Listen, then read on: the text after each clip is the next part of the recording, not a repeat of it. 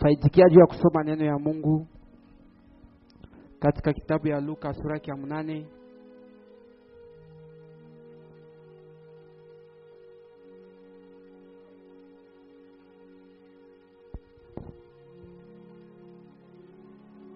Tutaanzia leo kwile mstari ya 4.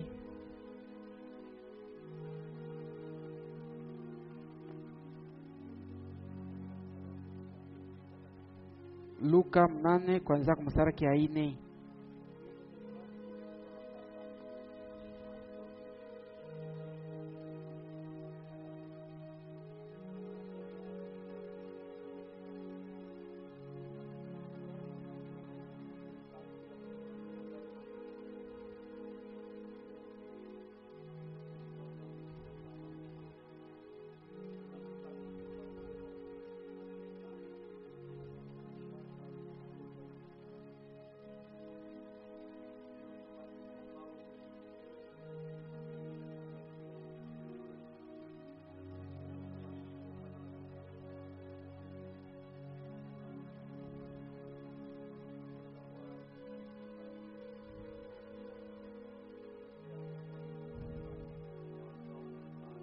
Amen. Mungu abarikie usome wa neno yake.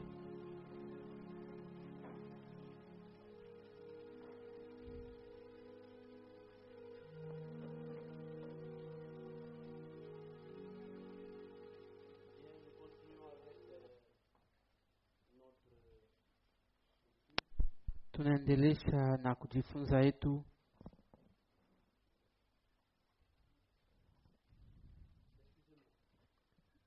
Mnihurumie kidogo.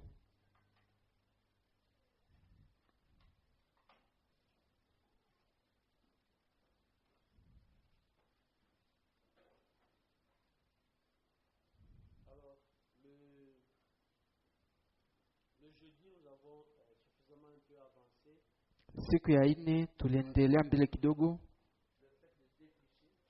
Ile kazi ya kuweza kutosha ile mizizi.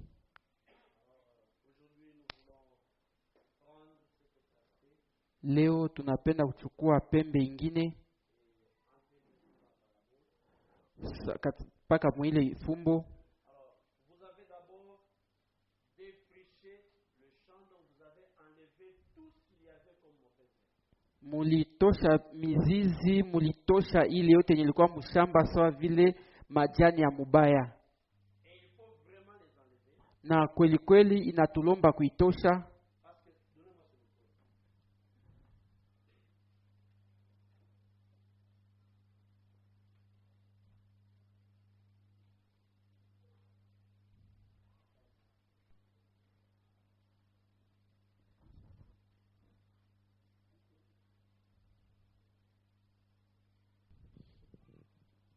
Donc, vous avez enlevé tout ce qu'il y avait comme mauvaise herbe. Mulitosha ile yote ilikuwa mshamba sawa vile majani ya mubaya. Il faut commencer par les enlever.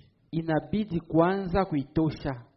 Et à ce moment-là, na ile wakati vous avez utilisé la houe à défricher mutumikisha ile jembe ya meno pour arracher avec les racines. juu ya kuongola ile majani ya mubaya na mizizi. Alors, quand vous enlevez toutes ces racines-là, wakati mnatosha ile mizizi yote, vous avez enlevé toutes les racines. Mwitosha mizizi yote. Alors, peut-être que pendant que vous enleviez là,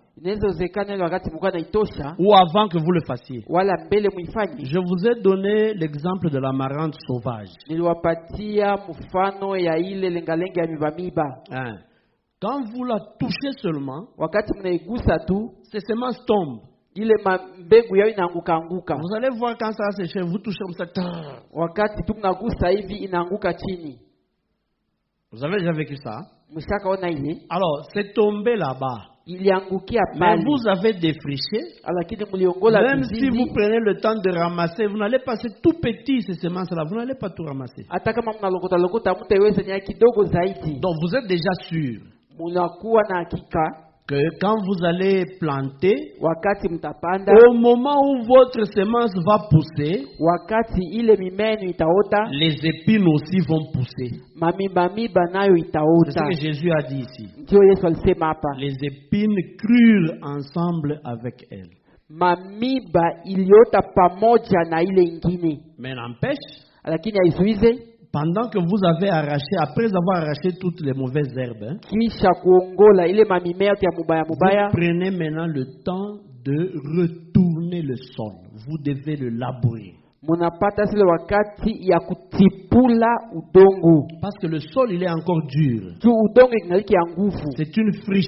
C'est un vieux champ. Inakuwa shamba ya zamani. Un vieux sol. Wala udongo ya zamani. Qu'on n'a plus labouré. Ile abakulimaka. Le sol est dur. Udongo inakuwa ya nguvu. Vous n'allez pas mettre les semences là-bas. Amutapanda mbegu vile. Il vous faut maintenant briser le sol. Inabidi sasa kutipula ile udongo. Amen. Amina. Et nous avions dit le jeudi. Que vous devez vous tenir devant le miroir de la parole de Dieu. Nous nous regardons en face.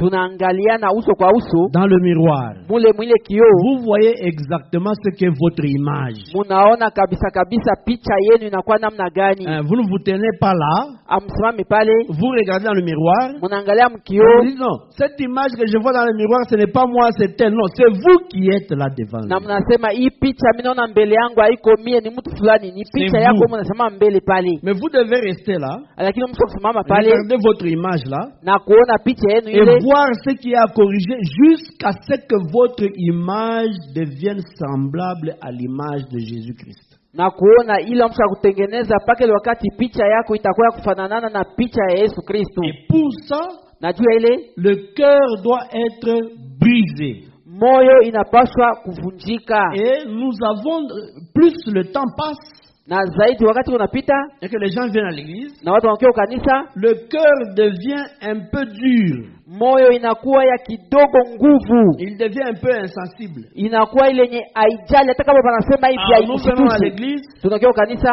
on chante, wanaimba, on peut chanter, wanaweza kuimba, ou bien on peut prier. Wanaweza kuomba. Et bien quand vous terminez là, wakati mnamaliza pale, vous ne voyez pas que les gens étaient vraiment touchés dans leur cœur. Amuone kusema kabisa kabisa watu waligusiwa mroho yao. Les jours passent, masiku inapita, vous n'entendez pas quelqu'un pleurer à l'église. Amusikie mtu mwenye analia mkanisa. Donc il est seulement là. Yeko tu pale. Même si Dieu fait quelque chose, hata kama anafanya kitu moja, le Seigneur a fait telle chose. Bwana anafanya kitu moja. Vraiment c'est merveilleux, hein? Kabisa kabisa jamaa sajabu. Notre Dieu est fort. Ça s'arrête là. Inasimamia pale. C'est un signe que les gens dans leur cœur ils sont rétrogrades. Ni alama ya kusema watu mroho yao washapungukiwa muimani.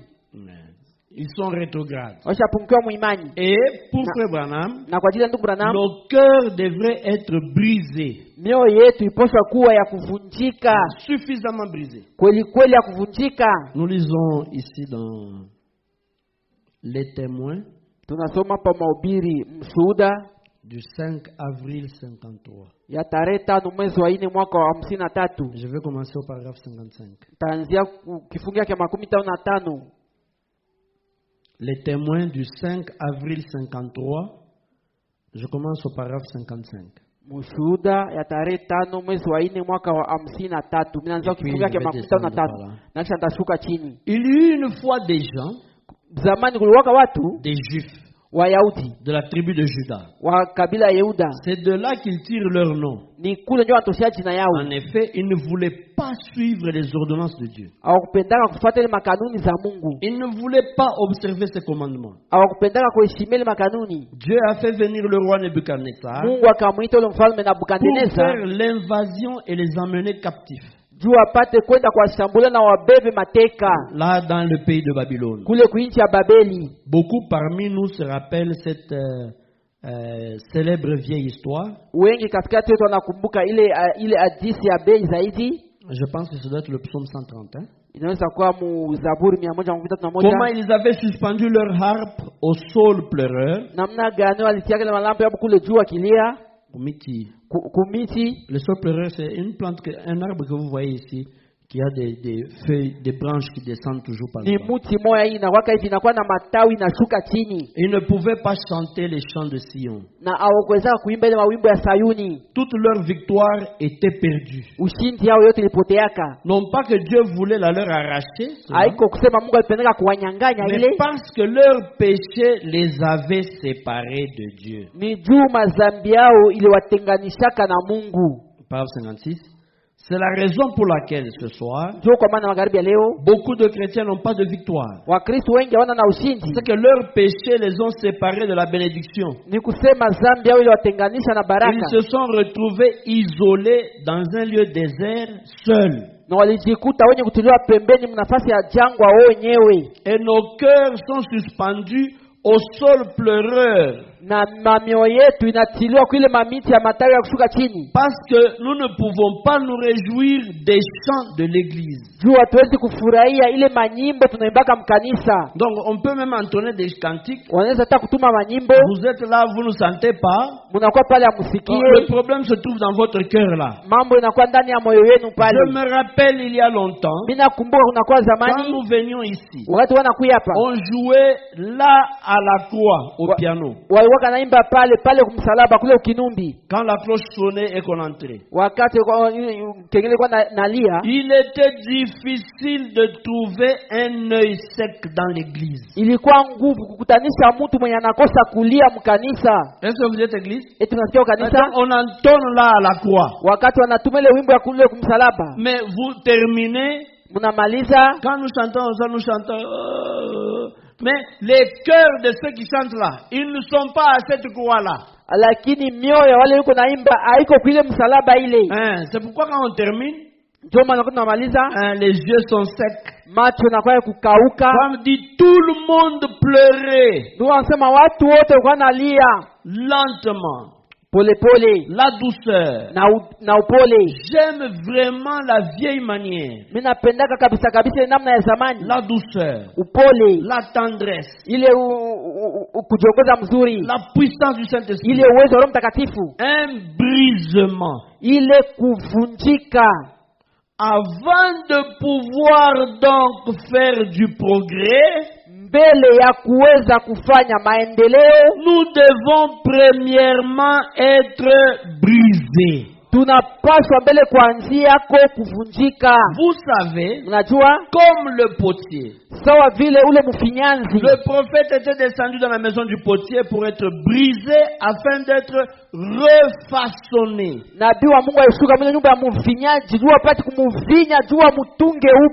Et vous savez, s'il n'y a pas de brisement, on ne sera pas refaçonné.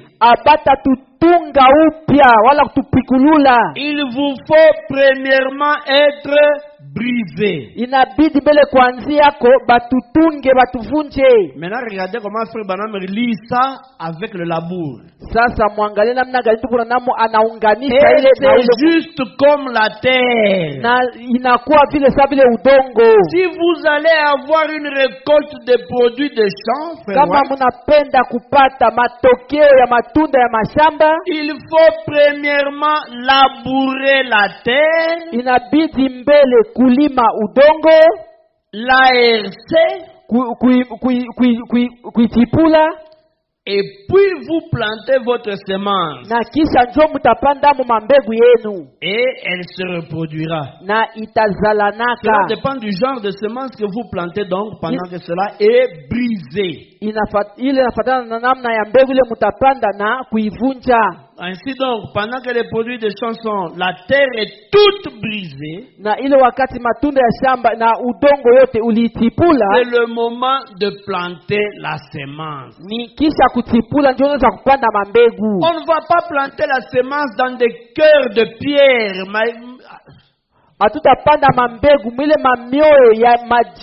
Il faut premièrement que ce cœur-là soit brisé.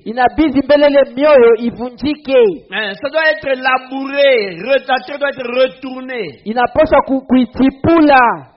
Amen. Il faut qu'elle soit retournée.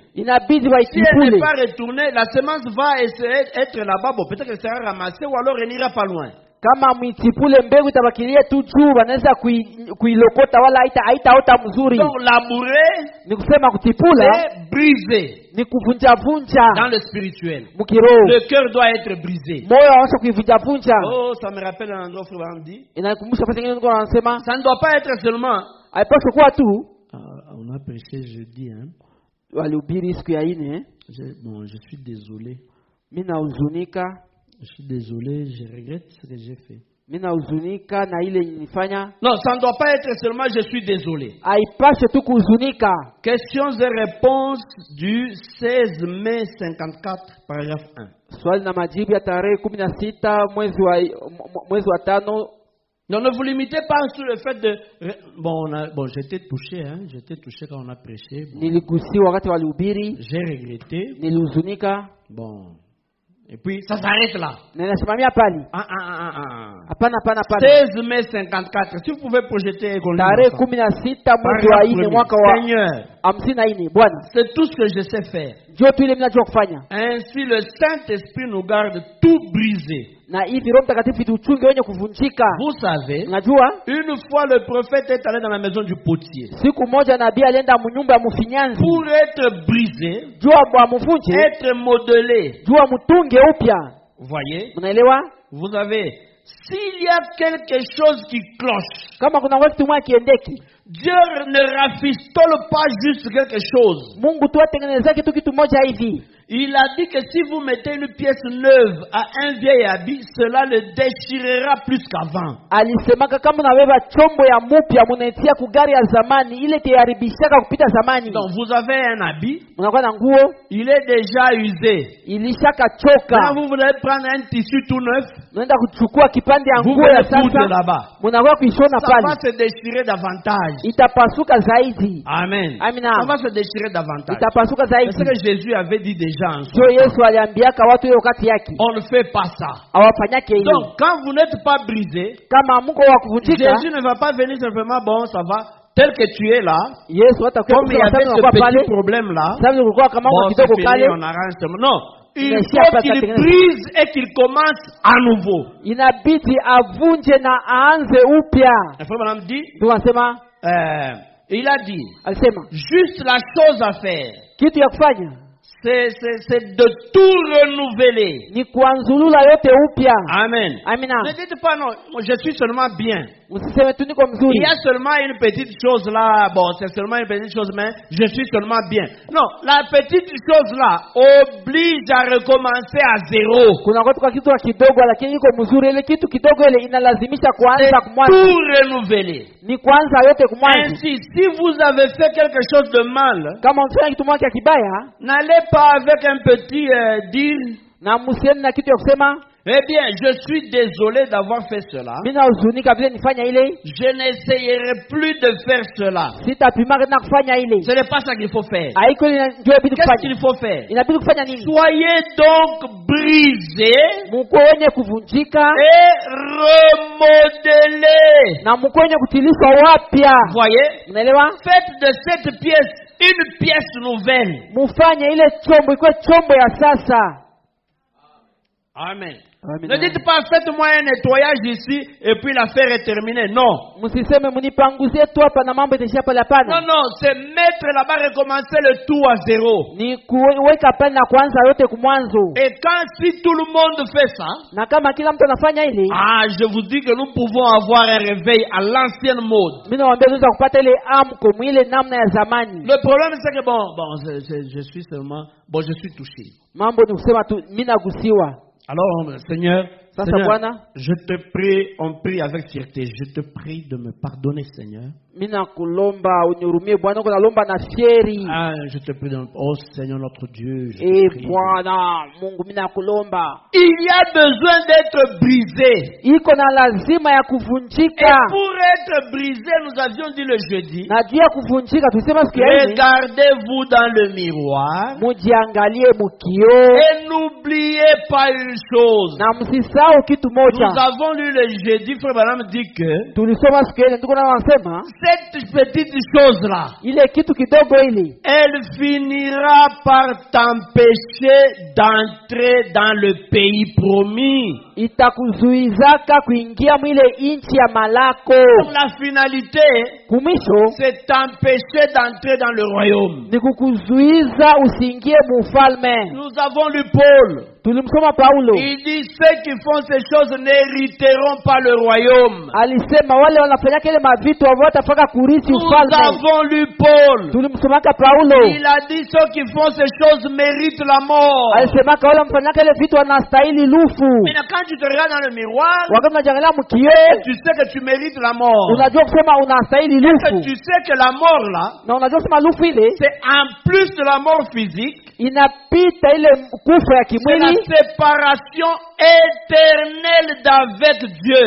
Ni kutenganisha na Mungu ya milele. Frère, si tu sais que ta destination éternelle dépend de ça, kama unajua kusema nafasi yako kwenda ya milele inafuatana na ile, tu ne vas pas faire une repentance avec fierté là-bas, on a tuntuka hapa, non. Tu ne vas pas te repentir avec fierté en train de gonfler ici. Si on vient seulement ce soir, on dit on t'arrête pour telle chose. Ou tu vas commencer à trembler pour aller, oh non, aidez-moi, appelez tel et tout ça. Ici sur la tête, tu vas trembler. Kama wanakuambia watakufunga juu ya kosa fulani, utaanza kuhangaika, mnitie fulani akiwa kunisaidia hivi na hivi. Vous allez trouver les gens, il est là, il gonfle quand l'état n'est pas encore là. Utakutanisha mtu kwa pale anavimba wakati hayafika. Quand seulement la police arrive, wakati tu wa polisi wanafika, on commence à l'amener. Wanaanza kumpeleka. On n'a jamais nini. Il ne parle plus. Oh non, avant que le Dieu mufunga les problèmes la vimba. Tu résistes avant de t'arrêter, tu es en train de résister. Là, c'est ici dans le naturel. Mais on te fait ça dans le spirituel. Tu es déjà un prisonnier, tu vas aller à la destination éternelle séparé avec Dieu. Tu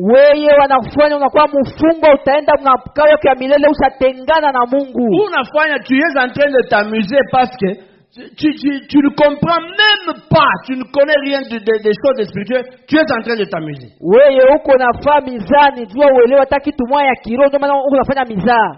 tu ne veux pas te repentir parce que tu penses que tu continueras toujours à venir à l'église et à résister comme ça. Quand la parole de Dieu est apportée et que tu sens que tu es condamné, au lieu de rester là jusqu'à ce que Dieu brise complètement la chose et en finisse,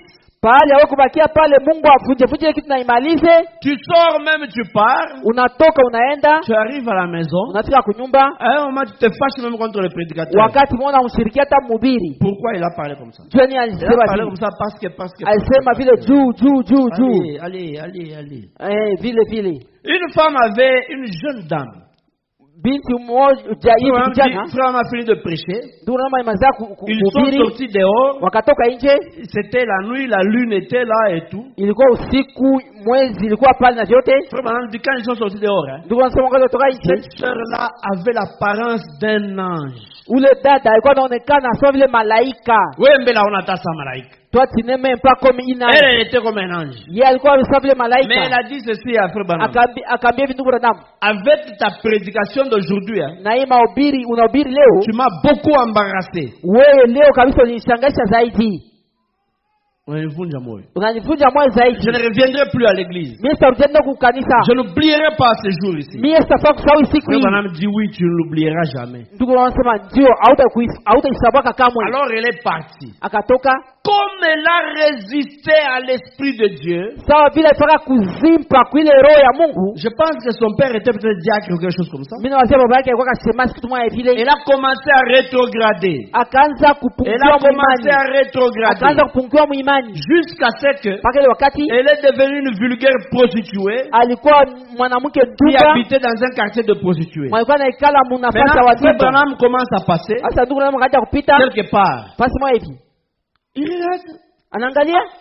Est-ce que ce n'est pas cette femme-là? Elle portait une jupe qui était pendante.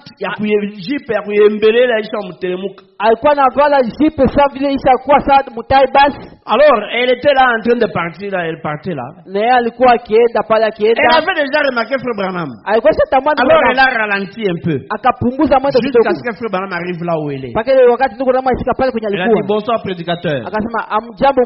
Et puis, le frère m'a dit bonsoir. Elle a dit, est-ce que tu peux entrer chez moi ici? Dans un quartier de prostituées. Elle invite Frère Branham à entrer dans sa maison. Branham a dit, non, je ne peux pas entrer. Elle a sorti comme ça. Elle avait un flacon de whisky. Elle a bu un peu. Alors elle a dit, Frère Branham, je peux te dire que tu te rappelles ce jour-là, non, elle n'a jamais oublié. Elle dit, ce jour-là, Dieu m'appelait réellement, mais j'ai résisté. Maintenant, au moment où je te parle ici, je suis perdu, totalement perdu. Et ce n'est pas qu'elle dit qu'elle est perdue et qu'elle a le désir de revenir. Non, elle est perdue, elle considère que pour elle, c'est terminé, elle n'a même plus besoin de ça. Elle a dit, ce soir, je peux voir l'âme de ma mère fuir en enfer. Et j'en rirai simplement. Donc son cœur est arrivé à ce niveau-là. N'attendez pas d'arriver à ce niveau-là. Regardez-vous dans le miroir de la parole. Restez là-bas. Jusqu'à ce que Dieu vous remodèle pour faire de vous un homme, une femme nouvelle. Et que vous repreniez votre marche. La terre doit être brisée, labourée avant que la semence de la parole de Dieu puisse pénétrer là-dedans. Et ça demande un réel travail de l'âme. Et le travail de l'âme, ce n'est pas moi qui le fais, c'est vous qui devez le faire, chacun d'entre vous, même moi-même aussi, individuellement. Se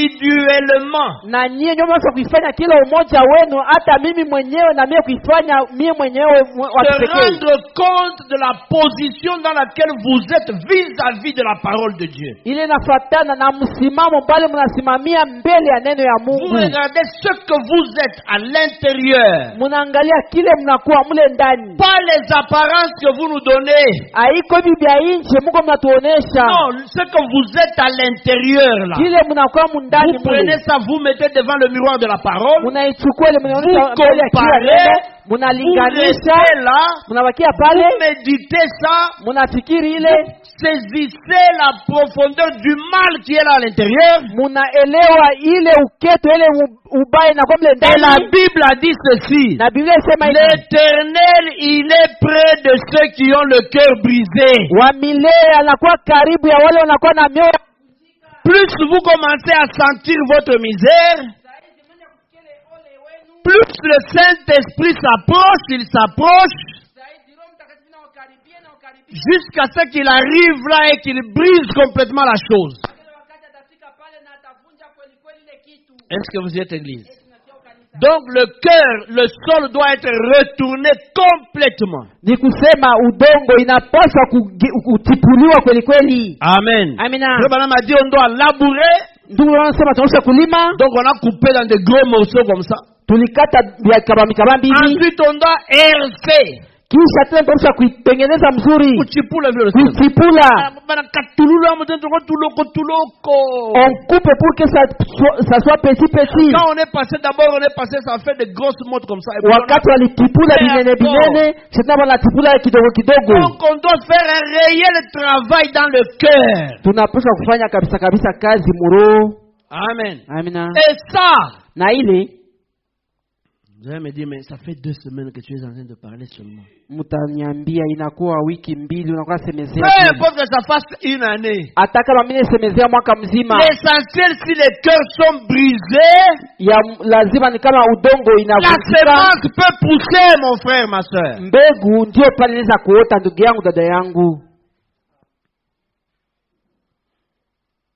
Amen. Aujourd'hui, je désire vraiment avancer. Alors nous retournons à notre parabole. Maintenant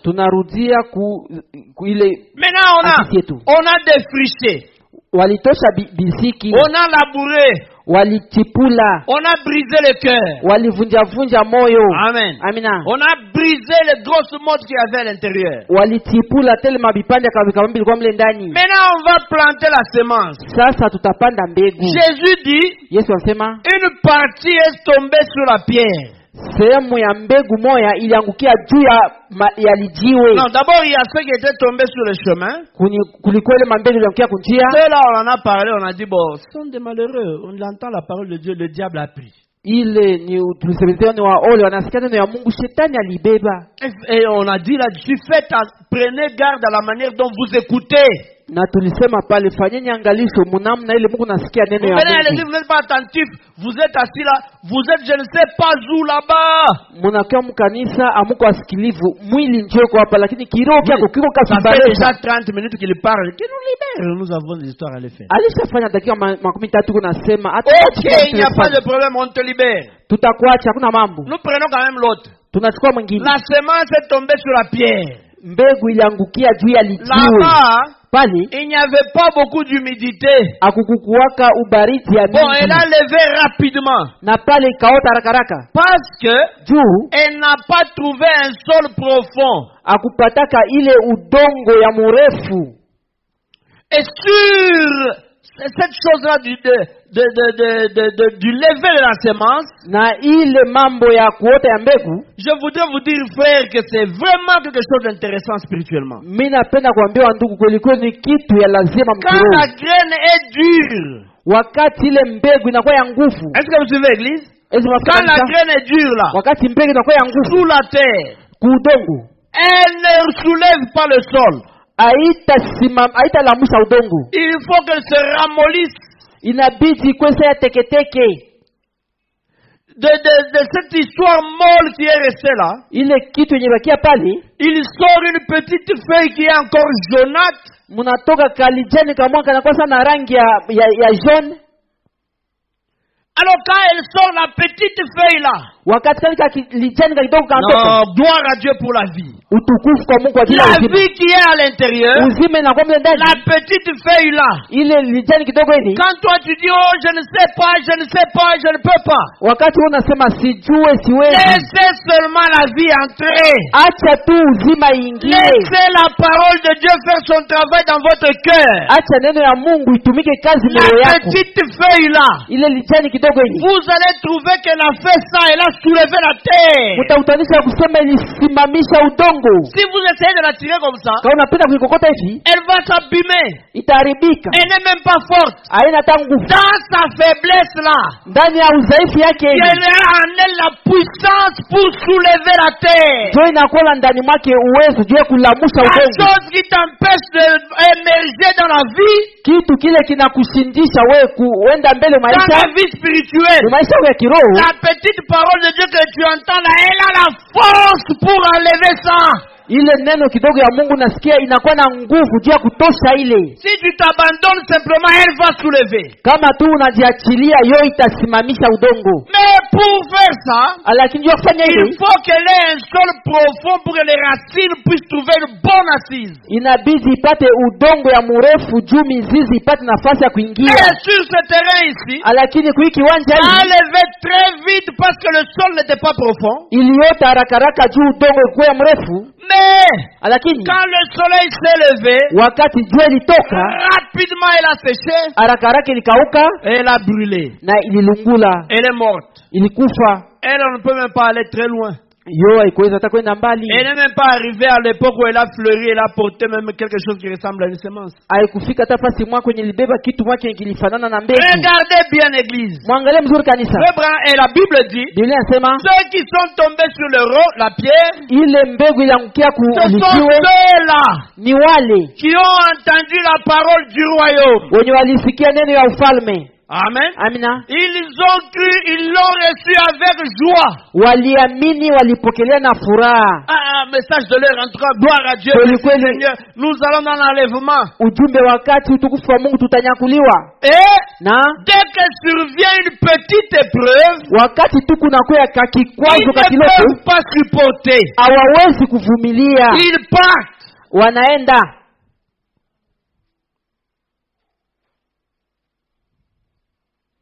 Ce qui est dangereux, c'est qu'il y en a même qui ne partent pas. Ile inakuwa ya hatari, kunakuwa hata wale hawaendaki. Il est seulement là. Anakuwa tu pale. Mais lui, en tout cas, il ne peut plus avancer parce que les épreuves allaient. Yeye hawezi kwenda mbele juu mbele ya kikwazo fulani hivi. Amen. Amina. Maintenant ces épreuves là. Sachez que tout fils qui vient à Dieu doit être éprouvé. Kila mwana mwanakuya kwa Mungu anapaswa kumjaribu. Et Dieu, na Mungu, dès que tu as poussé, wakati ulisimamisha, dès ta sortie du sol là, wakati tu natoka mbulongo pale, dès que tu sors du sol, wakati natoka mbulongo, la première chose, kitu ya kwanza, épreuve, kishawishi.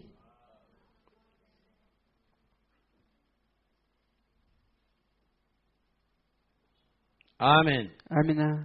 Dès que tu sors du sol, il les a pris en Égypte. Là en Égypte, ils étaient seulement le peuple de Dieu. Ensuite il les prend pour les amener pour qu'ils deviennent l'église de Dieu. Dès qu'il les prend, ils sortent sous la fanfare. Wanaruka kuile binanda biko na cheza cheza. Des choses merveilleuses. Dieu de Moïse est puissant. Mungu wa Musa ni Mungu wa uwezo. Alors ils commencent à partir. Wanaanza. Ils marchent seulement un peu. Wanatembea tu kidogo. Ils arrivent à la mer Rouge. Wanafika bahari nyekundu. Ici il y a une montagne. Huku kuna kwa mlima. Là-bas il y a une montagne. Kushoto kuna kwa mlima. Devant il y a la mer Rouge. Mbele kuna kwa bahari nyekundu. Derrière Pharaon est en train de venir. Nyuma Farao kuna bandama. Ils se sont retrouvés, ils ont dit. Wakajigeuka wakasema, Moïse, qu'est-ce que tu nous as fait? Musa utufanya nini? Est-ce qu'il n'y avait pas de tombe en Égypte pour qu'on nous enterre là-bas? Eti ngoma kaburi kumisri jua tuzike kule. Pour que tu nous amènes mourir ici au désert. Juu tulete tukufu mu mjangwa.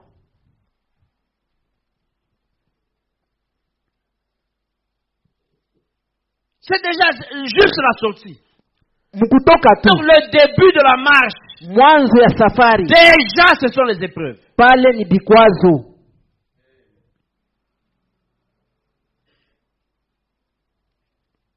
Et dans cette matière-là, souvenez-vous, mwile mambo Dieu n'est jamais pressé. C'est toi qui es pressé. Dieu n'est pas pressé. Le Seigneur sort-moi de l'épreuve.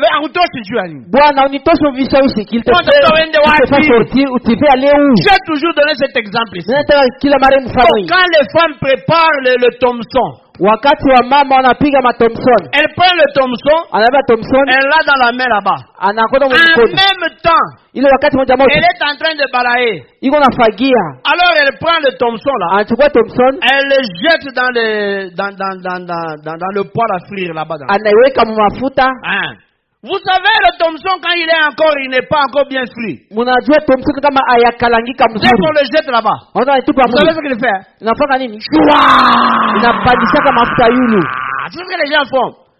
Miwabo, Seigneur, oh Dieu, prévé, oh, makelele ya mingi. Bwana mie beaucoup de bruit. Pendant que tu fais beaucoup de bruit là, ile wakati unafanya makelele ya mingi, la femme là, la cuisinière là, ule mwanamke ule kumafika, elle dit c'est Thomson qui fait du bruit, on le laisse frire. Nasema ile Thomson unafanya makelele tuiache ikarangike mzuri. Alors elle continue son travail dans de belles fiat. Anaendelesha kazi yake, iko nafagia. Mais son oreille ou bien elle fait la vaisselle là-bas, elle est dans de wale iko nasukula masani pale. Si vous lui dites, quand unamwambia, mais les Thomson là-bas ils volent. Thomson kuna lungula. Elle dit non. Anasema hapana. J'entends. Niko mimi nasikia. Mais tu entends quoi? Unasikia nini? Elle dit, anasema quand il sera bien frit, wakati takalangika mzuri, il ne fera pas de bruit. Haitafanya ile makelele ya kupandisha mafuta yulu. Amen. Amina. Alors pendant que tu vas ile wakati yako fanya makelele. Seigneur, oh Dieu. Bwana. Jeûne, prière, jeûne. Kufunga chakula kuomba, kufunga chakula kuomba. C'est mon épreuve. Dieu n'est pas pressé. Mungu haiko haraka. Dieu regarde à ton cœur Mungu anaangalia roho yako pour voir si le caractère qu'il voulait que tu aies quand il t'a jeté là-bas, tu l'as eu ou pas. Juu apate kuona kama ile tabia alipenda upate wakati atakutupa kule ushaipata wala hapana. Tu n'as pas encore eu ce qu'il voulait que tu aies. Wewe au yapata ile tabia alipenda upate. Un terme, il va mettre un terme à quoi? Naona sema Bwana simamisha vinapita, atasimamisha nini? Kalangika. Toi rester là-bas dans l'huile. Reste dans l'huile là-bas, tu fais beaucoup de bruit. Et le Thomson là-bas dans l'huile là, quand il pense, maintenant j'ai arrêté de faire le bruit. Alors la cuisinière arrive avec sa grosse, c'est comment encore, la louche. Ndio pale mama atafika na lushe yake na ile kijuki ya kalamu. Anafika pale na mkamusi. Thomson pense qu'on m'enlève. Thomson anawaza kusema mkamusi tamtoka. Hapana bwana, bala mugeuze ile ng'ambo ile. Ce n'est pas ça, monsieur. On vous renverse. L'épreuve est terminée. Maintenant c'est l'autre face. Unawazia kusema majaribu inapita inamalizika. Banakugeuza. Banakutupa na mafuta. Pasteur, je ne comprends pas. Je pensais que c'est fini. À peine ceci terminé, à peine l'autre arrive. Attends, Dieu n'est pas pressé. Il sait ce qu'il veut que tu sois. Mchungaji, nilianza nimalizika. Paka hapa inaisha, ingine inaanza. Tulizana. Mungu haiko haraka. Mungu anajua kile anatafuta kufanya mwako. Il connaît les mauvaises choses qui s'y trouvent. Anajua vitu vibaya vinakuwa ndani mwako. Et la première mauvaise chose qu'il y a dedans, c'est ton moi là-bas. Na kitu ya kwanza ya mubaya inakuwa ndani mwako ni ile mie ule. Frère Branham dit, Mungu anasema il y avait trop de vous en vous. Kulikuwaka mie ya mingi ndani mwako. Jusqu'à ce que Dieu l'enlève par les épreuves. Paka ile wakati Mungu anatosha kupitia vishawishi.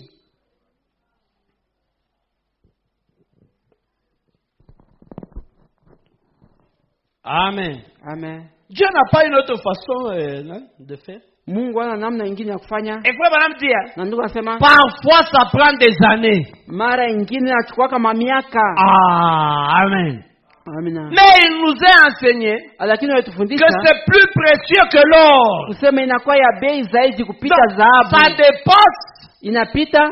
Si Dieu doit te donner une tonne d'or. Kama Mungu anaweza kupatia ile toni mzima ya dhahabu. Donc le fait que dans de t'éprouver là, vile kuna kupima pale, ça dépasse. Inapita. Mais il le fait pourquoi? Lakini anafanya tu ya nini? Le but, kifukuzio, c'est de voir ta réaction. Ni kuona vile wewe utajibia. Tu réagis comment? Unajibia namna gani? Et qu'est-ce que tu deviens avec ça? Wewe unakuwa nini pamoja na quel est ton caractère avec tout ça? Tabia yako na ile inakuwa nini?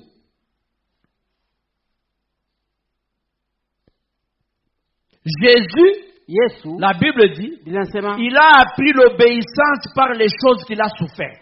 Alijifunza ile utiifu kupitia vitu vile aliteswa. Donc vous ne vous réveillez pas le matin. Amlamuke asubuhi. Vous vous réveillez seulement comme ça. Unalamuka tu hivi. Non, je suis obéissant à la parole de Dieu. Mimi niko mtiifu neno ya Mungu. Oui, ache le mambo. Toi arrêtez cette affaire là. Je lisais ce matin sur la dit. À Gethsemane, Jésus, il était là. Dieu lui a présenté le tableau de ce qui va arriver. Alors il était devant ce tableau-là. Il pouvait accepter, il pouvait refuser. Mais il y avait nous là-bas. Et le tableau là ici, il devait choisir entre les deux. Ou tu vas faire ça. Si tu refuses, ces gens-là se perdent. Si tu ne fais pas, les gens-là se perdent. Si tu le fais, c'est comme ça que ça va être.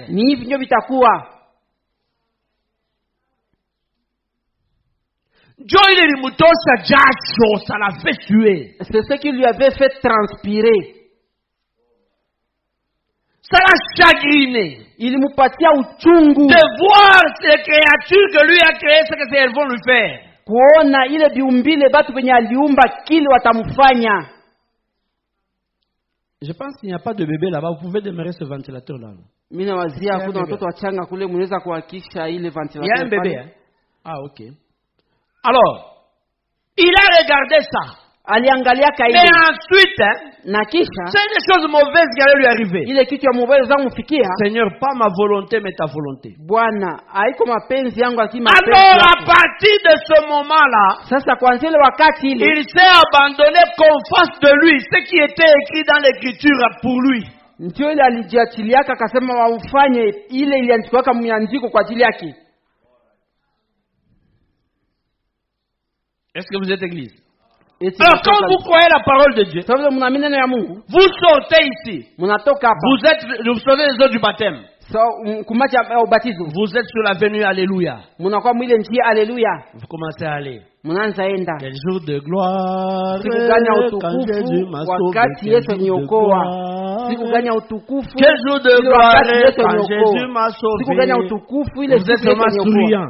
Vous arrivez sur une autre rue là-bas. C'est la rue la gloire.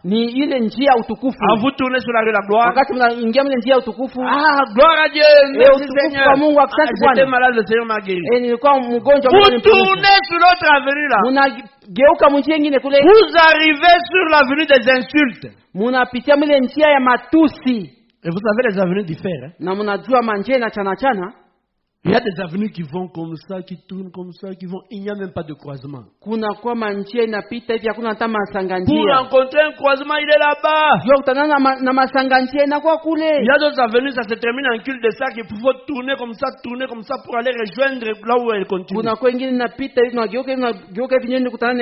Sur cette avenue-là, tu rencontres celui-ci, il t'insulte. Tu rencontres celui-là, il parle mal de toi. Tu rencontres celui-là, il fait ceci. Ah, c'est ça le christianisme que j'avais cru. C'est ça même. Continue le chemin. Continue le chemin. Continuez. Alors, pendant que tu continues là, tu penses que c'est terminé. Tu tournes sur notre avenue. Avenue de l'adversité.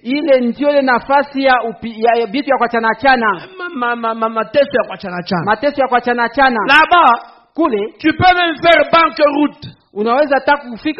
Mauvaise affaire. Unapoteza franga, binapotea. Tu perds même l'argent. Tu es sur cette avenue-là. Et tu marches. Mais tu es en train d'aller dans tout ce chemin-là. Tu es en train de modeler ton caractère.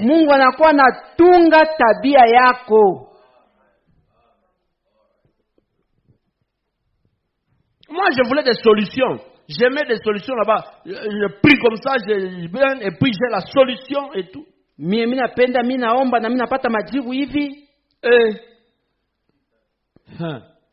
Vous jouez avec le Dieu de Branham. Je suis entré dans une avenue là. Vous priez, vous pensez que vous allez mourir demain matin.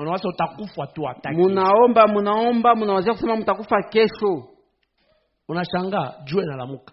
Tu t'étonnes, il y a le soleil qui apparaît.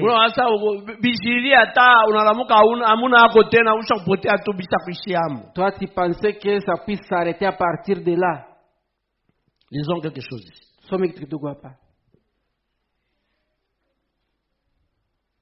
Frère dit, Saint Agabus, le prophète là des Actes des Apôtres.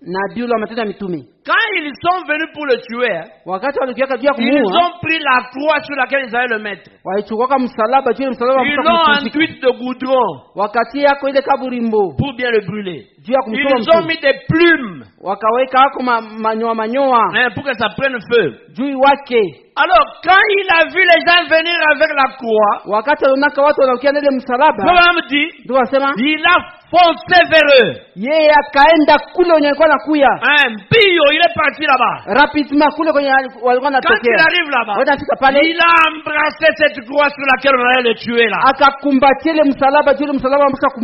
Amen. La croix sur laquelle on allait le brûler, le tuer, le brûler là. Il a embrassé sa croix. Alors lisons d'abord ça. Les résultats de la décision. Bon, on n'a pas fait rapidement parce que je n'ai pas la citation ici, je l'ai eu après. Les résultats de la décision du 8 octobre 55, paragraphe 76.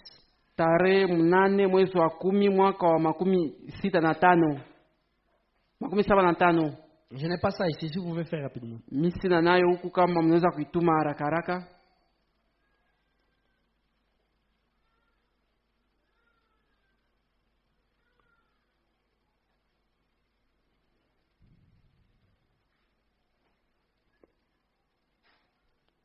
Pendant ce temps-là, vous préparez aussi un homme appelé de Dieu du 5 octobre 58.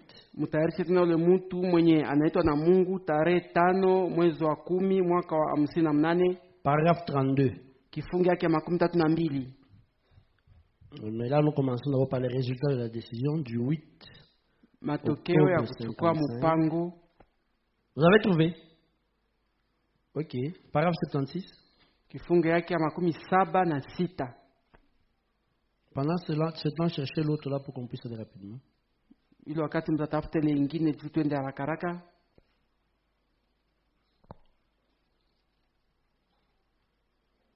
Alors, je l'ai aussi dit, sous une autre forme là, quand les femmes sont en train de piler du maïs, wakati wa mama wanakuwa natwanga miinzi, alors,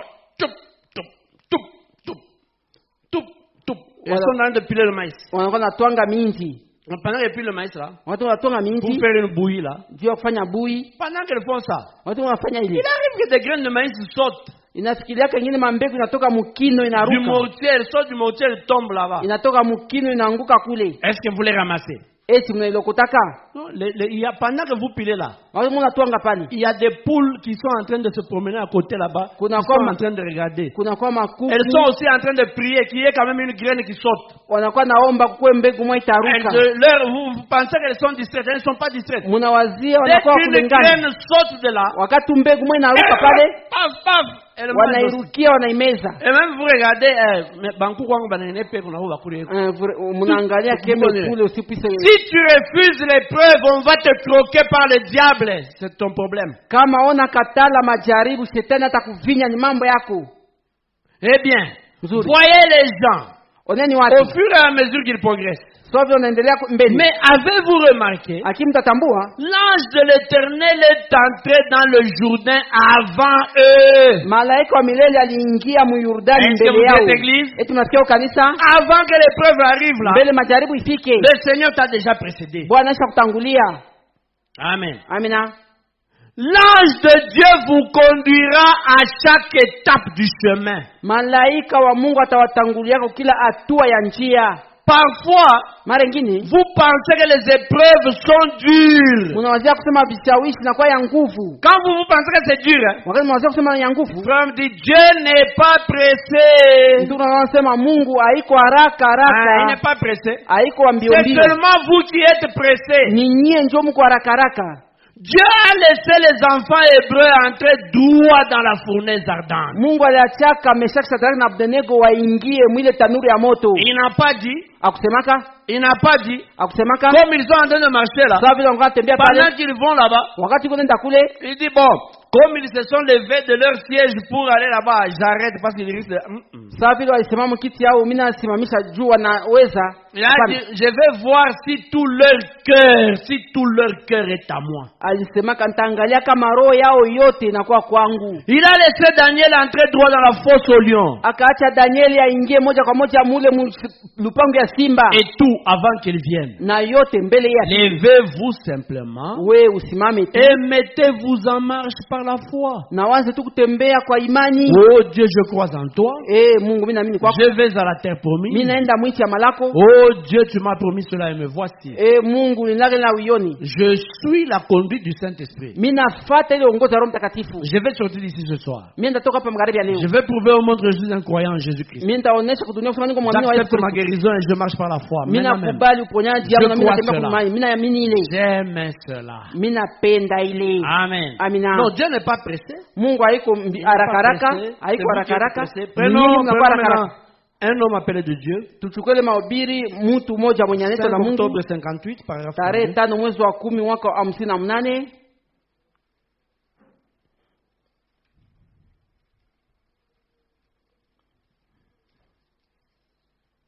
Femme dit, Dieu fait passer son peuple par de grandes épreuves pour les purifier. Mungu anapitisha taifa yake mwile mabishawishi wala vikwazo mikubwa mikubwa juu ya kuwasafisha. Pour les purifier. Juu ya kuwasafisha. Et parfois, na mara nyingine, il faut des années pour le faire. Na mara ingine inabidi miaka ya mingi juu ya kuifanya. Je peux m'arrêter là? Naweza kusimamia pale? On gagne le temps. Parfois il faut des années. Mara ingine inabidi miaka ya mingi pour amener les gens à être purifiés comme ça par Dieu. Juu ya kupeleka watu wasafishwe vile na waende. Parfois, mara ingine Dieu regarde ton cœur. Mungu anaangalia roho yako. Il sait que tu dois faire ceci, cela pour lui. Anajua kusema mtu kufanya hii na ile kwa ajili yake. yake. Ou bien tu manques ceci et cela. Wala unakosa hii na ile. Si tu es réellement son enfant. Kama kabisa kwa mtoto yake. Frère Branham dit, tunasema les enfants, on amenait à lui des enfants qui avaient des yeux louches. Wenye wana macho ya kwenda ya kuangalia ngambo moya. Il est louche. Dieu l'a fait passer par là. Son enfant, son bébé là avant de mourir, à cause de la méningite, il avait vraiment les yeux complètement abîmés. Frère m'a regardé comme ça. Il le bébé fait gougou. Alors il essaie de sourire. Ça fait très mal au cœur de Frère Branham. Alors vous savez quoi? Frère Branham dit ceci. Tous les enfants qu'on lui a amenés, qui avaient le même problème là, dès qu'ils arrivaient devant lui, il passait, c'est direct, les enfants sont guéris. Et qu'est-ce que Frère Branham dit? Il fallait que Dieu me brise là-bas comme ça, pour que je puisse avoir ces résultats aujourd'hui.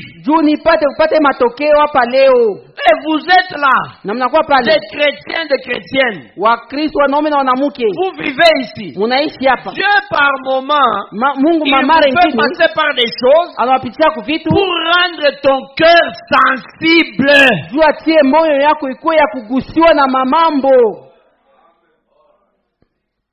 Pour ôter de vous l'indifférence.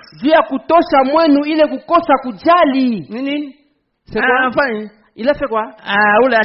Il n'est pas intelligent. C'est pourquoi il n'est pas intelligent. On a fait les choses comme ça ensemble. Ok, ça va. Dieu, il vient. Il te fait passer par la même chose.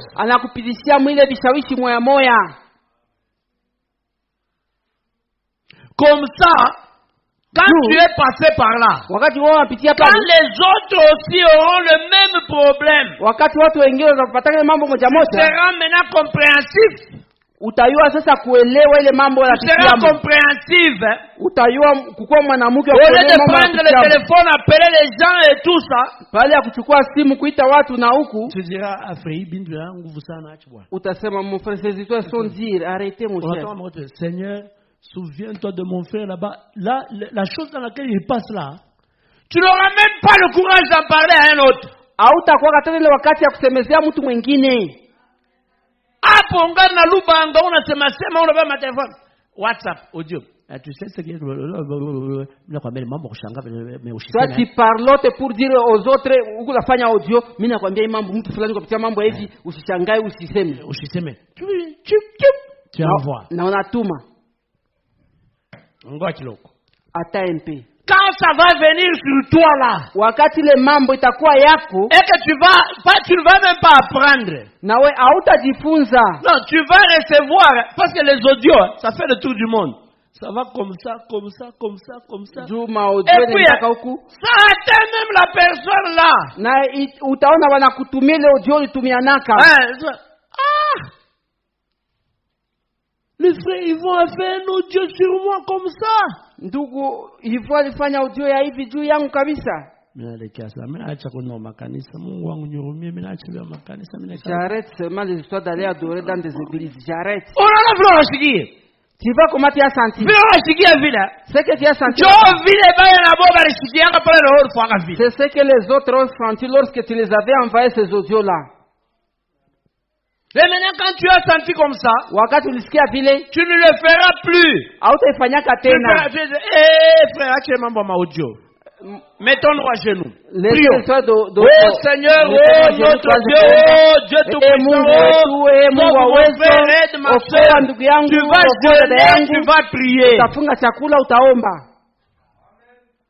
Moi, j'ai été un grand malade. Mimi nilikuwa mgonjwa mkubwa zaidi. Et je sais que Jésus m'a guéri. Na mimi najua kama il avait fait ça, il a amené un prédicateur qui a élevé ma foi et tout ça pour que j'arrive à ça. Alitaka mhubiri mwali niwaka imani yangu juu nisikilie kwa ile. Mais quand j'apprends que quelqu'un est malade, wakati mimi nasikia kusema mtu mmoja yuko mgonjwa, et qu'il est souffrant, na nagonjwa, je me dis bon, il faut prier pour lui. Mimi nasema je suis passé par ce chemin là. Muombea tu nilipitia mwile njia ile.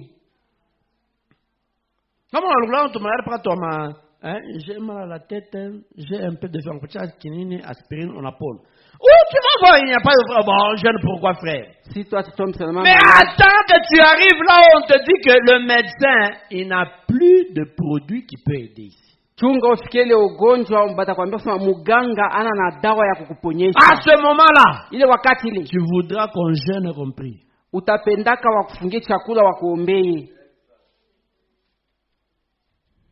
Dans notre sujet, ce n'était pas les épreuves. Mais alors nous disons ceci. Celui qui est tombé sur la pierre, il ne peut pas supporter. Il dit minenda. Moi je pars. Depuis que j'ai écrit votre message ici, les choses sont difficiles. Hein? Dès que j'ai écrit le message ici, les choses, je n'ai plus ceci, je n'ai plus. Tous les avantages sont abîmés, je ne sais plus.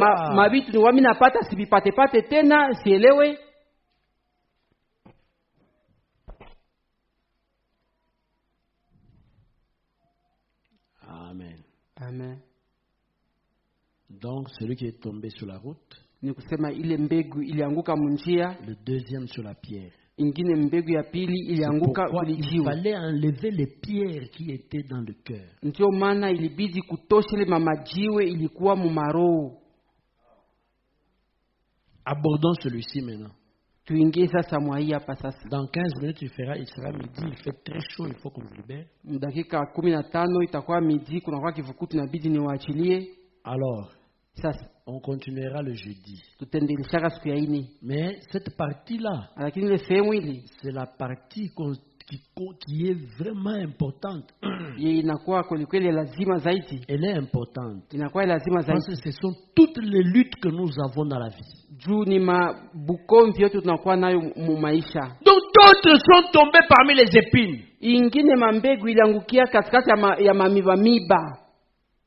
Nous nous attarderons là-dessus.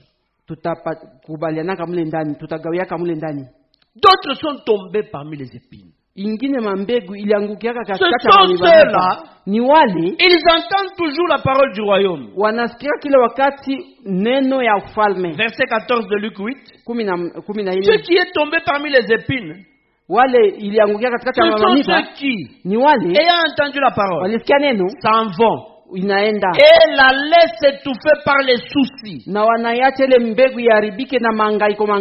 richesses et les plaisirs de la vie. Et ils ne portent pas point de fruits qui viennent à maturité.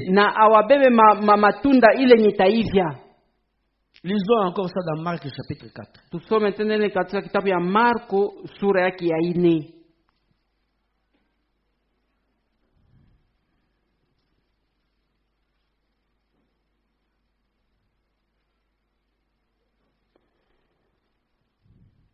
À partir du verset 18.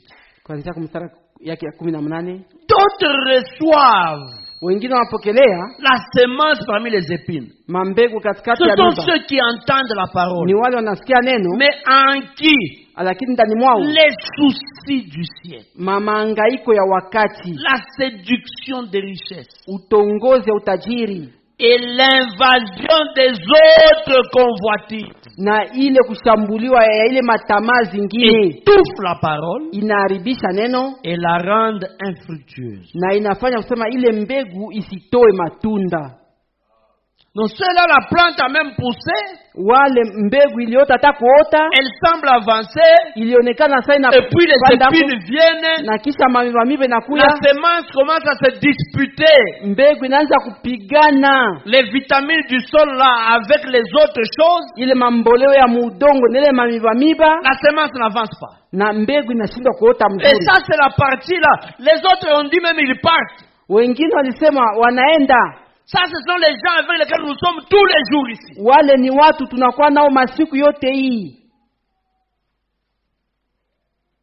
Donc la semence a poussé. Ni kusema mbegu iliota. Quand elle a poussé, wakati iliota, les épines ont aussi poussé. Mamiba nayo iliota. Ils ont commencé à croître ensemble. Na ilianza kukomala pamoja.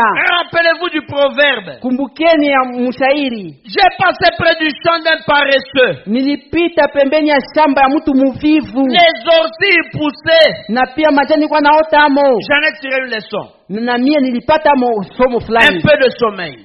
Usingizi kidogo. Un peu d'assoupissement. Ile kuchoka kidogo. Un peu croiser les bras.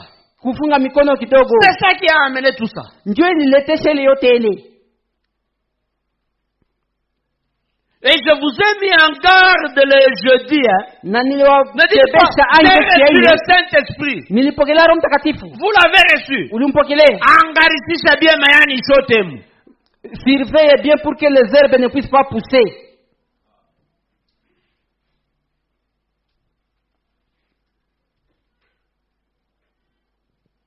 Les soucis du siècle. Mangaiko ya wakati tunakuwa tunaishi hapo. On va approfondir, on va étudier le siècle, c'est quoi? Tutajifunza hii wakati tunaishi hapo nini? On va prendre beaucoup de versets. Les versets que vous n'aimez pas lire là, ceux que vous regardez, vous dites, ah, il y a pas. Il y a des gens qui regardent ça, ah, il verset, ah, il y a pas. Kuna watu wengine hii andiko. Les gens aiment lire les versets. Tu seras la tête, nous la. Watu wanapenda kusoma, utakuwa kichwa au utamukia. Takubariki yaka mkiingia na makutoka.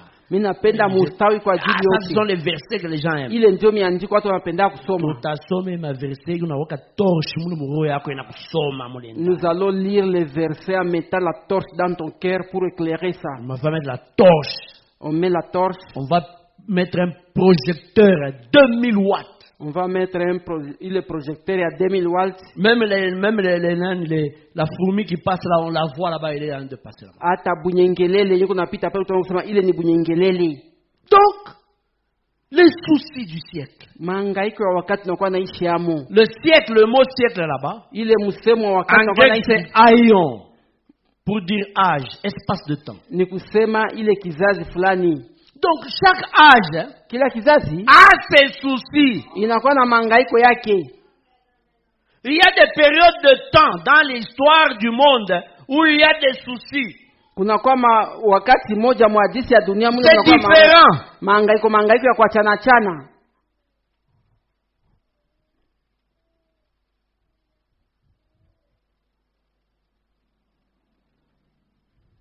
Vous voyez les soucis d'aujourd'hui. Munaona mangaiko tunakuwa nao leo.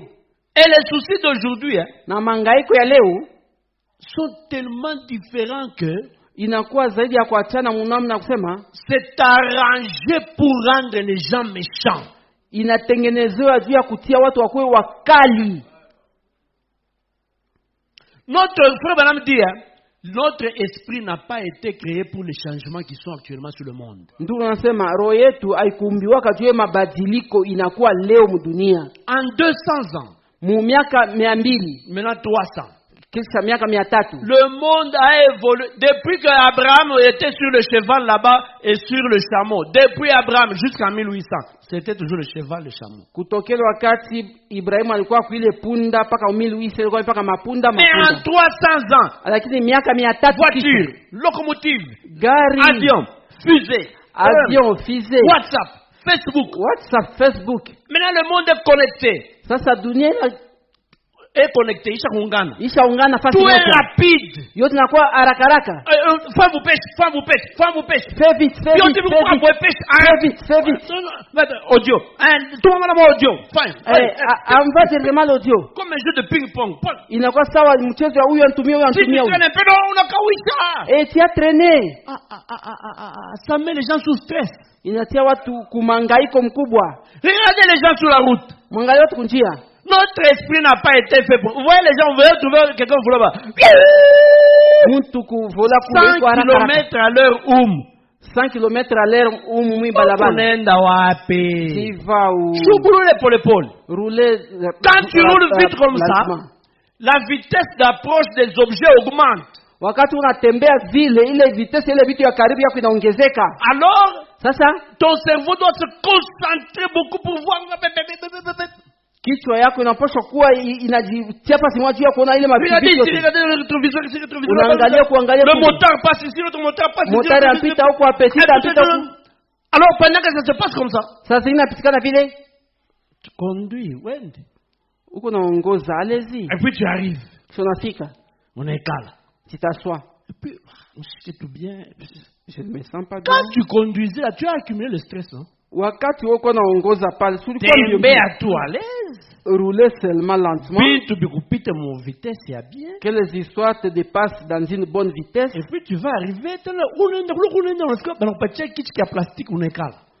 toi tu pars, tu arrives là-bas, on te donne une chaise plastique, tu t'assois.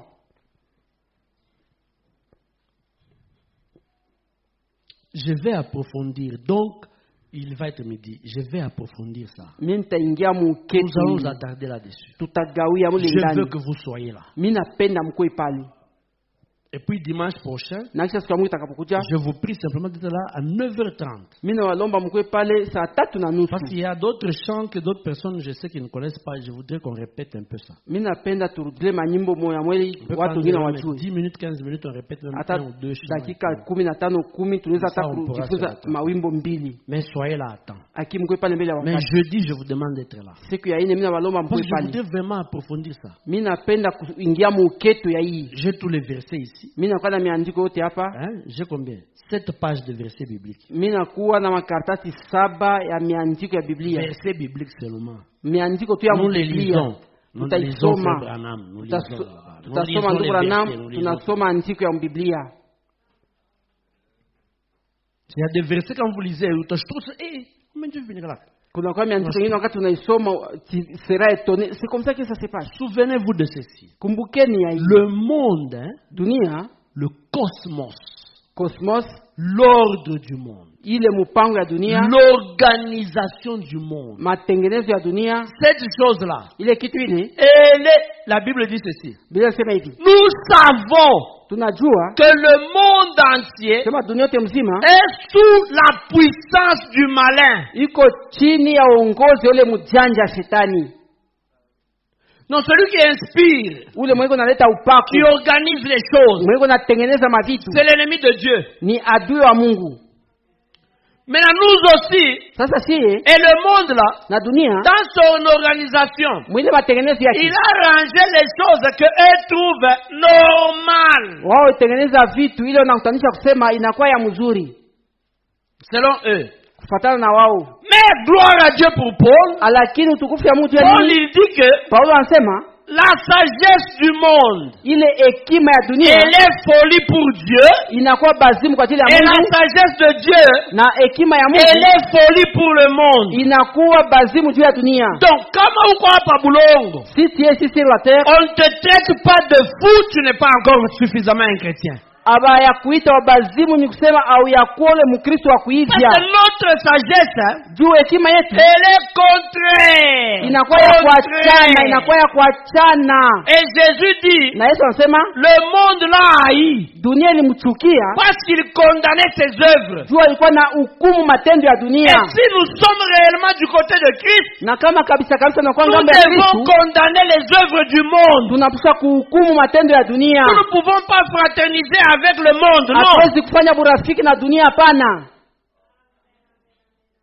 Les hommes, nous les aimons parce que Dieu les a aimés. Watu tunawapenda juu Mungu aliwapenda. Mais le système dans lequel ils sont, il est contraire à la parole de Dieu. Lakini matengenezo mule dunia inakuwa kuachana mapenzi na neno ya Mungu. Je voudrais que vous veniez, que nous puissions suivre ça petit à petit. Mimi napenda mkuye tufate ile pole pole. Vous allez comprendre simplement que mutaelewa tu kusema tourner le dos au système que le monde a créé. Inabidi tuoneshe mgongo kwa matengenezo ya dunia ilitengeneza. C'est un système qui est arrangé suffisamment pour que nous ne vivions pas la parole de Dieu. Ni matengenezo alitengeneza mzuri juu tukose kuishi neno ya Mungu. Et nous devons nous tourner vers le système de Dieu. Na sisi tunataka kugeukia kile matengenezo ya Mungu. Le système de Dieu, il est là. Matengenezo ya Mungu inakuwa hapa. Si nous nous tournons vers le système de Dieu, kama tunageukia matengenezo ya Mungu, alors nous allons nous comprendre les choses différemment. C'est différent. Ndio pale tutaelewa vitu namna ya kuachana, namna ya kuachana. Et la Bible ajoute, na Biblia ongeza, si quelqu'un aime le monde, kama mtu anapenda dunia, et les choses qui sont dans le monde, na vitu vyenye vinakuwa dunia, l'amour de Dieu n'est pas en lui. Mapendo ya Mungu haiko ndani ya ule mtu. Et la Bible dit, na Biblia inasema, l'amour du monde, mapendo ya dunia, c'est inimitié contre Dieu. Ni kukosa urafiki pamoja na Mungu. Donc il n'y a pas moyen que nous puissions entretenir une relation avec le monde. Ni kusema hakuna namna tuweza fanya urafiki na dunia. Non. Hapana. Le système qui est dans le monde, il est comme on avait lu dans Romains. Ce que Dieu condamne, et il banalise. Il n'y a même pas de problème. Il n'y a même pas de problème là-bas. Il n'y a pas un problème. Hakuna mambo pale. Est-ce que si tu as une copine, est-ce que c'est un problème? Kama uko na karafiki yako kainje, kuko na mambo. Si tu as une copine, c'est un problème. Est-ce que kama uko na rafiki yako wainje ni mambo? Ce n'est pas un problème, c'est ça. Haiko mambo, ndio vile. C'est comme ça que ça y est maintenant. Alors, mais lakini le message de l'heure, il t'a déjà dit. Ujumbe wakati cha kwambia, fuyez les femmes. Mukimbie banamuke.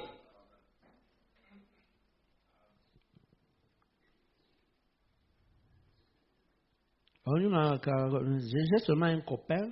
Niko tu na rafiki yangu wanaume. C'est un copain de l'école. Ni rafiki yangu tu kwa masomo. J'ai un ami. Ni na rafiki yangu. C'est juste un ami, encore seulement c'est juste un ami. Ni petit ami wangu tu tunasumuriaka naye. D'ailleurs c'est un frère du message. Mbele ye kwa njia ko ni ndugu wa. Est-ce que c'est vraiment un frère du message? Est-ce que ni ndugu wa? C'est un bandit. Ule ni jambazi. Un bandit. Ule ni jambazi. Dans le message de l'heure. Ndani ujumbe wakati. Tu ne peux pas. On te voit aujourd'hui avec un frère, demain avec un frère, tout ça. Tes parents ne savent pas. Wanakuona kesho na ndugu, kesho yeye na ndugu na wazazi yako hawajui. C'est même tes parents qui doivent te dire avec qui tu dois marcher. Ni wazazi yako ndio kuambia nani. Les parents ont cette responsabilité là de dire à leur enfant, nikone na fulani ule mwingine hapana. Wazazi wanakuwa na ile madaraka kuambia j'ai besoin de te faire avec tel enfant mais tel enfant non. C'est une responsabilité. C'est comme quand on vient marier les gens ici. On ne dit pas à qui demanderai-je? Wakati tunakuwa kuweza watu. Mais on pose déjà la question avant. Kwa nani nitalomba, lakini tunaulizaka mbele. Mais si un papa refuse, kama baba anakatala, vous avez déjà trouvé l'écriture, on demande des explications au papa s'il refuse. Mwishakapata ile andiko nasema baba unakatala juu ya nini? Anakatala, c'est Paul qui a dit si quelqu'un ne veut pas marier sa fille, il ne veut pas. S'il refuse ni Paulo alisema kama mtu apende kuoesha bibi yake mtoto yake anakatala.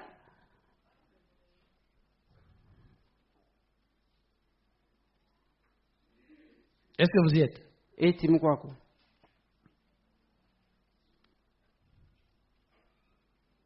C'est le système du monde. Ils ont arrangé les choses comme ça. Mais ce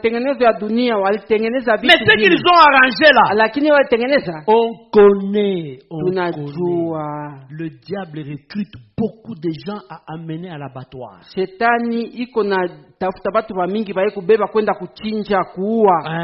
qu'il est en train de faire. Mais c'est triste de voir les enfants de Dieu s'emballer dans toutes ces histoires-là. Mais j'insiste. Venez jeudi. Venez l'autre dimanche. On va avancer, on lit ici. C'est souci du siècle. Le cœur humain n'a pas été créé pour avoir des soucis. Pour se préoccuper des choses. Eux-mêmes ils vous disent, ils vous disent non, il n'y a pas de problème, il faut qu'on envoie des début. Ce qu'ils ont établi là-bas, c'est seulement contraire à Dieu. Et ça fait mal au corps humain. Déjà le corps humain il a mal. Non, pour vivre, il faut comme ça, il faut atteindre tel niveau, il faut ceci, il faut seulement, il faut là. Il n'y a pas de il faut. Ce qu'il faut, c'est vivre la parole de Dieu. Le reste, soyez seulement posé. Soyez seulement calme. Confiez-vous au Seigneur. Et attendez-le. Attendez-vous au Seigneur. Quand vous l'attendez, vous allez voir qu'il vous donne des solutions à tous les problèmes en son temps.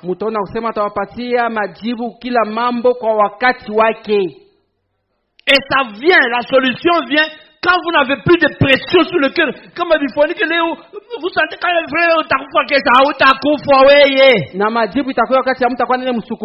si ça ne se fait pas aujourd'hui, je vais mourir. Il n'y a pas de il faut rester calme. Dieu avait dit à Israël, tenez-vous tranquille et vous verrez la délivrance. Restez seulement tranquille. Pendant que vous êtes tranquille, Dieu s'occupe du reste. Amen. Il s'occupe de toutes ces choses-là.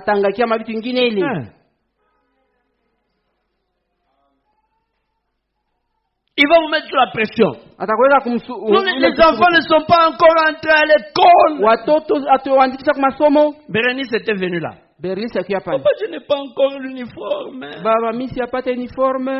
Ah, Bérénice. Tu as l'uniforme de l'année passée, non? Non, on ne m'a pas encore acheté. J'ai dit, va là-bas à l'école. Le problème, je lui ai demandé. L'année passée, tu es entré en retard, non? Il m'a dit oui. Et tu es monté de classe. Il m'a dit oui. Il y en a que tu avais trouvé qui ont échoué. Il a dit oui. J'ai dit, mais ça leur avait servi de quoi d'entrer avant?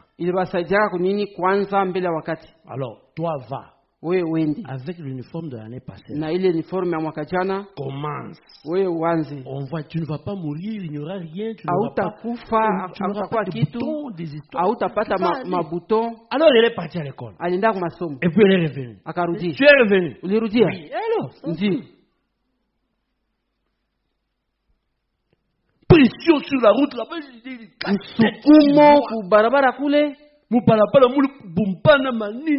C'est bousculé. Prends les cahiers de l'année passée qui sont là. Commence. Léo, il y a 4 cours. 4 cours, 4 cahiers. Kama munaanza leo mtasoma 4 cours. Mtasoma kae ine mbele. William, à une ville. Ce n'est pas comme ça. Le premier jour là. Les enfants aiment prendre un gros sac plein de cahiers. Le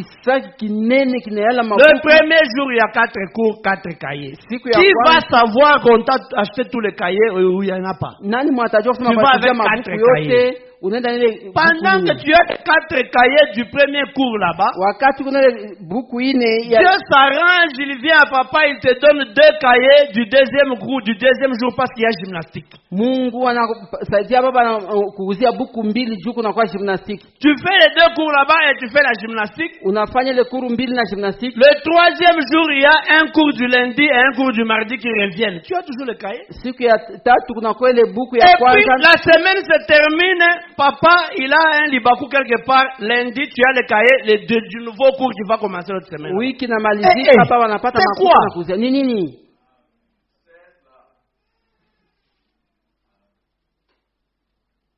Mais on me met des valeurs. Non, il faut seulement, il faut. Et les gens se mettent sous des stress. D'autres, je n'ai pas encore l'argent pour inscrire les enfants. On inscrit les enfants. Non, on a dit là-bas les places sont limitées. S'ils limitent leurs places, donc ce n'est pas ma place dans cette école-là. Je vais trouver. Moi, j'ai toujours dit à mes enfants, je suis venu de l'intérieur du Congo là-bas. Dans l'école de la Bourse. Là où on étudiait, il y avait des chauves-souris dans les charpentes. Et parfois même les serpents se battaient là-bas dans les charpentes. Là-bas on quitte la classe jusqu'à ce qu'on va tuer les serpents. Bon, j'arrive à Lubumbashi. Au mois de novembre. Les enfants de la ville. Villageois. Ok, ça va. Commençons seulement. On a commencé. Je commence d'abord avec 5 sur 10. 8, 7, 9. À la fin de l'année, le villageois est 2e de la classe. ule wa kutokea kupori alikuwa wa pili. Les mêmes études de la bourse là-bas. C'est masomo ya kupori ilikuwa mwana ya. Et quand le gouvernement donne le diplôme, na wakati government inaleta diplôme, diplôme de la bourse et diplôme de la ville. Abaseme hii diplôme ni ya kumapori. Il a la même couleur. Inakuwa na rangi moja. Que tu entres ici, que tu entres là-bas, que tu entres. Unaingia kunaingia huko. Non, la pression là-bas, les places sont limitées. On a dit parce que si on termine là-bas, c'est le nombre de... Wende, mon cher, tu vas entrer ici à l'école de l'église qui est là-bas. Tu vas réussir les examens d'État et ça sera bien. Allez-y, utaweza na itakuwa mzuri. Amen. Amina. Donc, il y a des valeurs que le monde a placées, il y a les valeurs de la parole de Dieu. Kunakuwa ile mabitu dunia litia, kunakuwa ile mabitu pia ya neno ya Mungu. Nous allons étudier ça pendant la semaine, que Dieu vous bénisse. Tutajifunza katikati ya wiki, Mungu awabariki. Laissons le service.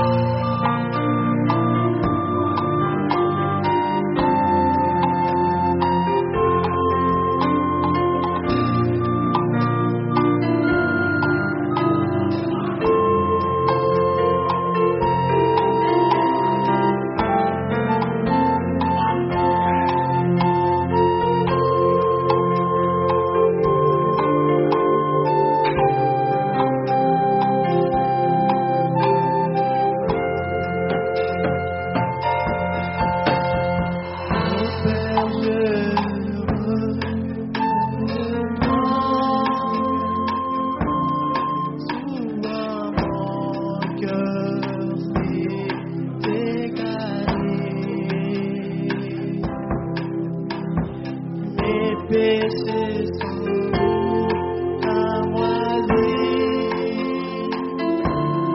L'eau de Dieu va les nettoyer. Jésus, je viens à ta portée.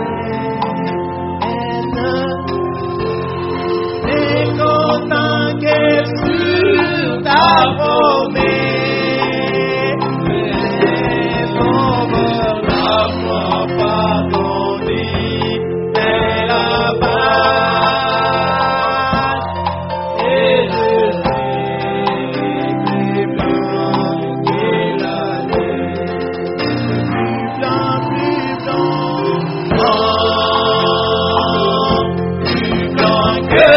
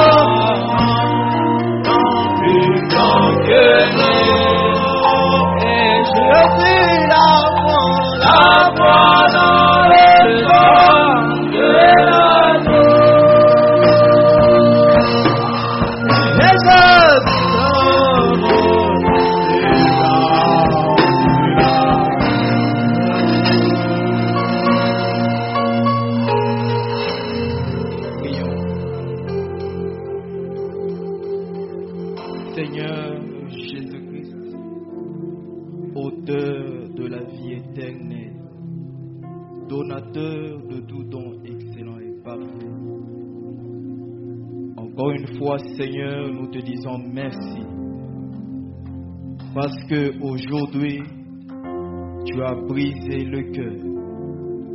Aujourd'hui, Seigneur, comme la prophétie le disait, tu as transpercé notre âme avec la lame de la parole. Ô doux Saint-Esprit, qu'il te plaise de s'approcher de nous, qu'il te plaise de t'approcher de chaque frère et de chaque sœur, afin que tu prennes, Seigneur, le règne, afin que tu sois le Seigneur et que les choses du monde ne puissent plus trouver la place en nous, Seigneur. Par cette prédication, que la puissance vivifiante du Saint-Esprit entre dans chaque âme, que la vie Zoé de Dieu entre, Seigneur, que nous puissions en ressortir de nouvelles personnes. Seigneur, tu as parlé et nous avons entendu. Que nous ne puissions pas être, Seigneur Jésus-Christ, dans cette catégorie de ce parabole où on se réjouit. Après la prédication, une fois, nous oublions. Aide-nous, Seigneur, grâce à cela, que nous puissions rentrer méditant sur cette parole. Que nous puissions rentrer aidant sur cette atmosphère jusqu'à ce que le Saint-Esprit fasse quelque chose. Bénis ton serviteur. Ça a été dur, mais Seigneur, nous supportons et nous te prions de nous accorder juste la grâce afin que nous puissions nous tenir et marcher comme des chrétiens. Remplis chaque frère, chaque sœur du Saint-Esprit et que, Seigneur, qu'il te plaise, ô Dieu, de guérir chaque maladie, de bénir des enfants et de nous ramener en paix dans nos maisons. Nous nous abandonnons à toi et nous te prions de bénir la semaine qui s'ouvre. Au nom du Seigneur et Sauveur Jésus-Christ. Amen.